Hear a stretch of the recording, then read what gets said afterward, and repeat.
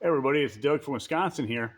So if you're getting a loud clunking coming from the front end of your car when you're going over bumps, or you might be going up into a driveway or something like that, and you feel this clunking, most likely it's going to be a bad sway bar end link. And as you can see here, this one is completely shot.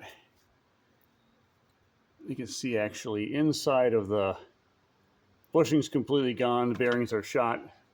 One on the other side is like that, so I'm going to probably replace both of these and the sway bar bushings all at the same time, and see. Then I'll get an alignment, and this thing's going to ride really, really nice. Thanks for watching.